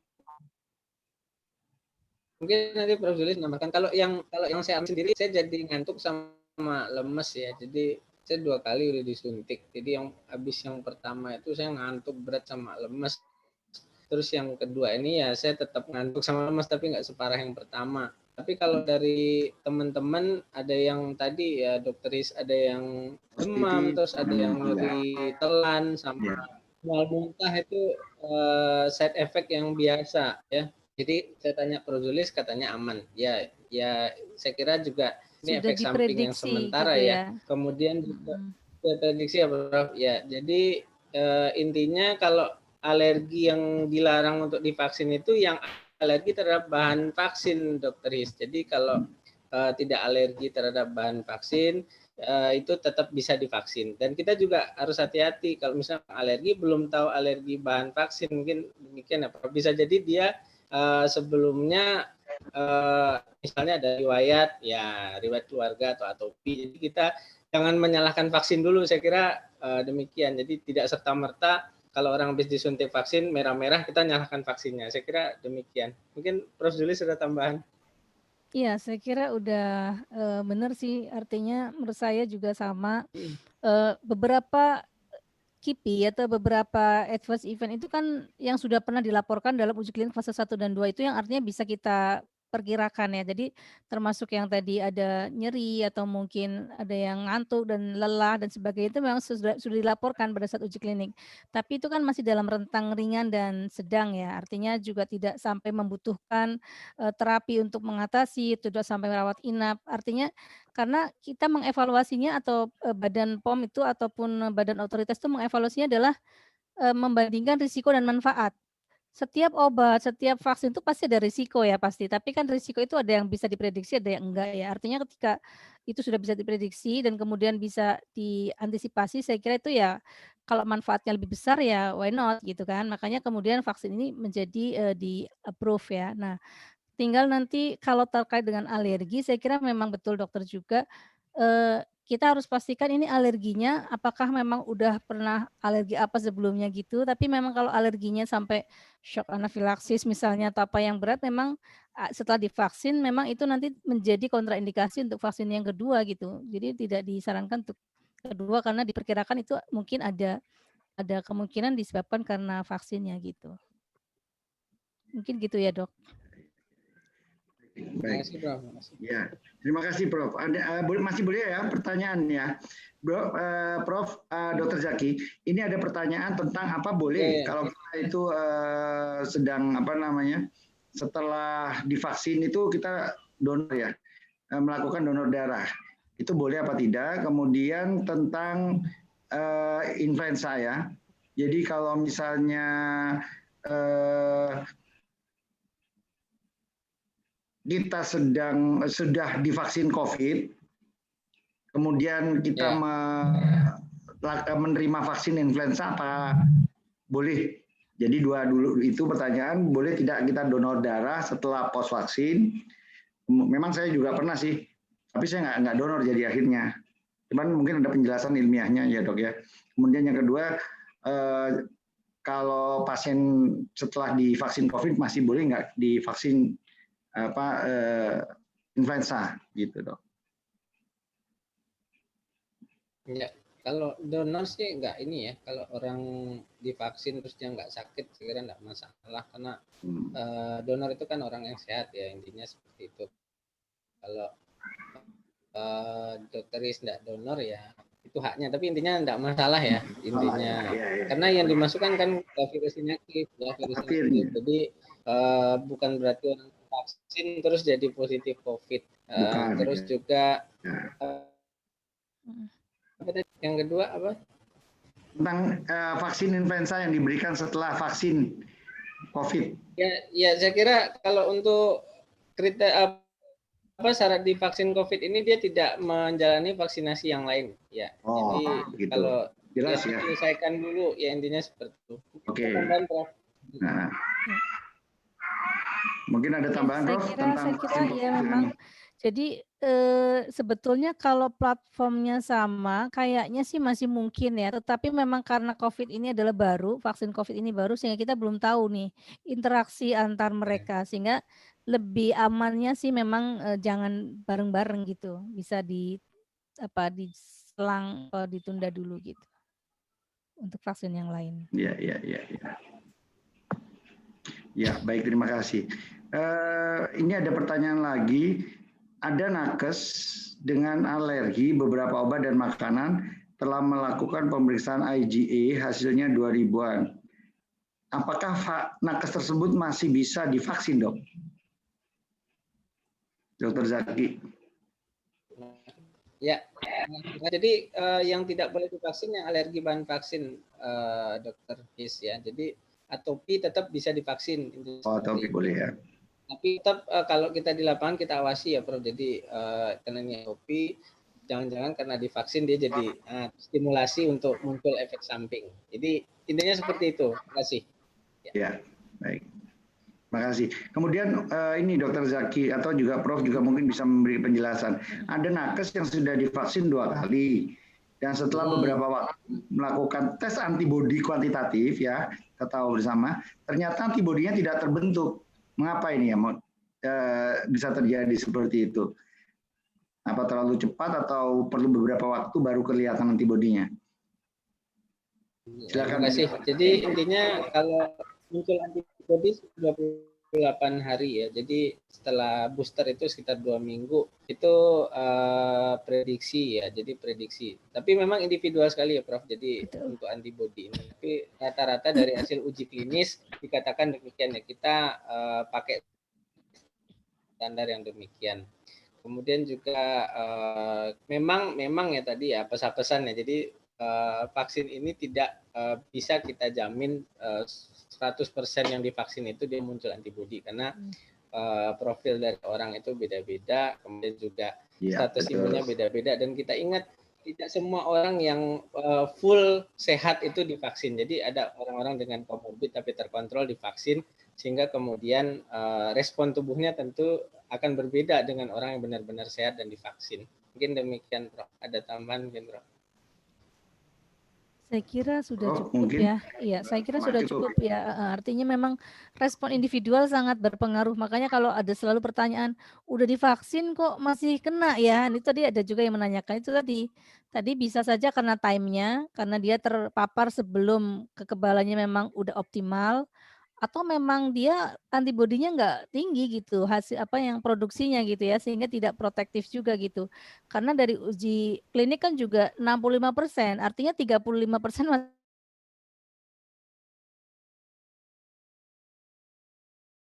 dengan berbagai alasan. Dengan berbagai. Ya, baik. Terima kasih Prof. Dr. Zaki. Ini ada yang tentang anak.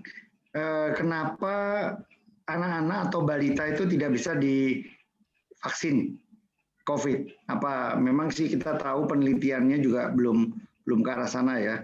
Cuma mungkin bisa memberikan penjelasan kira-kira apa ada alasan kenapa kok balita dan anak-anak belum diberikan vaksin COVID? Silakan mungkin apa Dr. Zaki atau Prof. Zulis. Ya kalau penelitian kalau vaksin tentu berdasarkan hasil uji klinis ya. Jadi karena pada anak-anak ini trialnya belum banyak ya, kemudian juga belum begitu established seperti usia dewasa dan yang barusan lansia. Jadi memang telat ya, saya kira nanti untuk anak-anak kita harapkan belakangan ya Prof ya. Jadi yang usia produktif dulu, kemudian sekarang lansia di ACC BPOM ya. Nah, mungkin bisa nambahkan Prof. Ya, jadi betul Ada tambah, Dr. Prof. Azaki tadi emang uji kliniknya itu memang belum ada untuk anak-anak, walaupun sekarang beberapa vaksin ini yang saya baca udah mulai ada yang diujikan pada usia di bawah 8.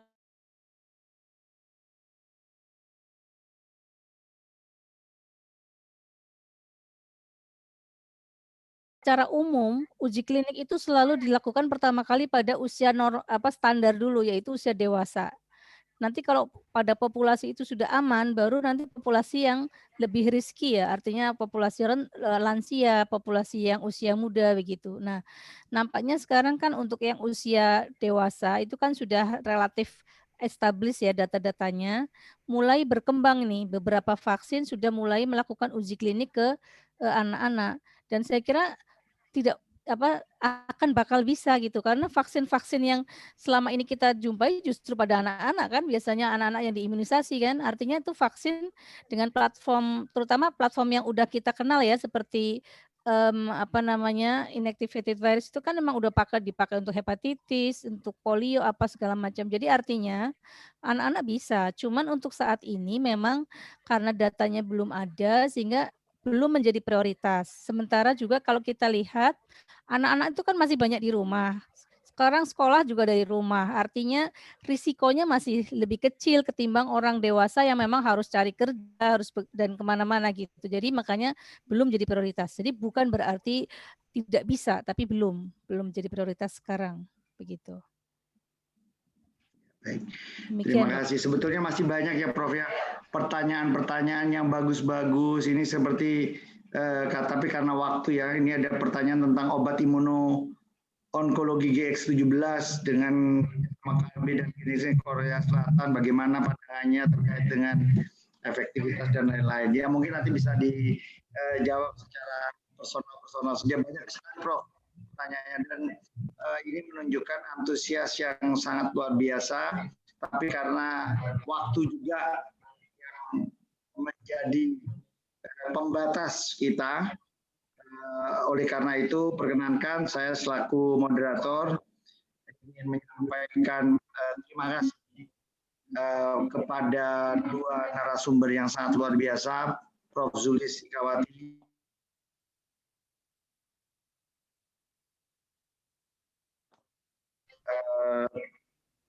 penjelasan, presentasi, dan jawaban-jawaban serta seluruh peserta webinar ini yang sangat antusias untuk mengikuti kegiatan ini. Dan untuk selanjutnya saya menyerahkan kembali kepada host untuk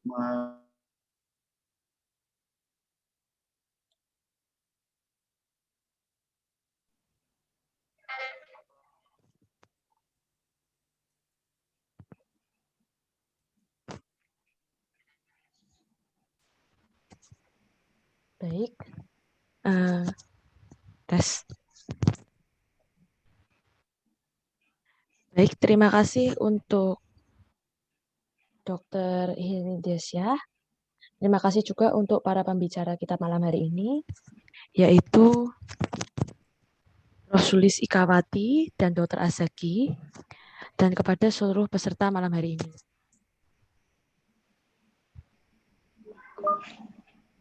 foto.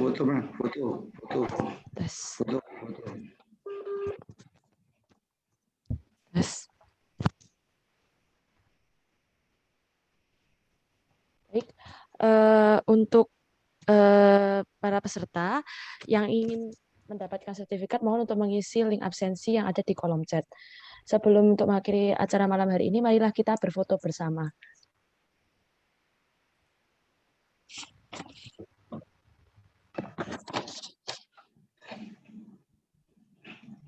Satu, dua, tiga.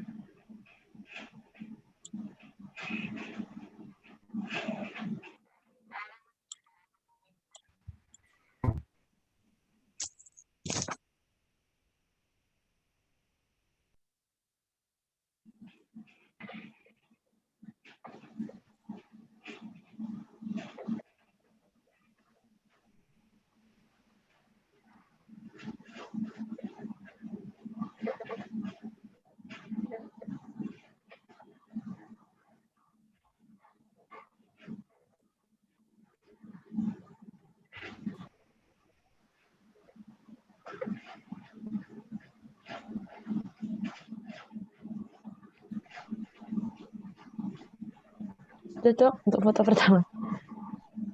Tes. Oke, just ya, kita tutup aja webinar pada hari ini. Terima kasih kepada para peserta yang sudah bergabung ya. Ya, terima kasih. Ya, Dr. His ya.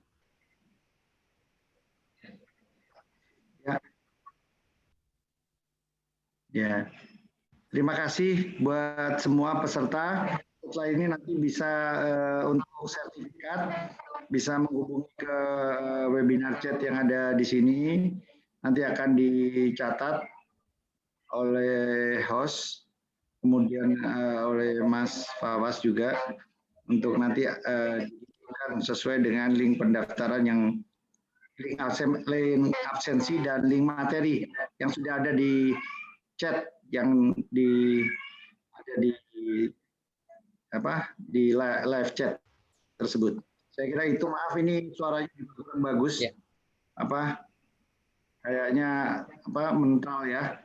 Jadi sudah mulai tanda bahwa kita harus mengakhiri acara ini. Terima kasih buat semuanya atas partisipasi Prof. Terima kasih Dr. Feby, Dr. Azaki dan seluruh peserta seminar yang sangat luar biasa. Sampai bertemu di webinar Edukasi Nasional Yayasan Bangun Sehat Indonesia yang berikutnya. Terima kasih. Assalamualaikum warahmatullahi wabarakatuh. Waalaikumsalam warahmatullahi wabarakatuh. Terima kasih, Prof. Salam sehat. Saya mohon pamit. Mohon pamit. Terima kasih, Prof. Ya.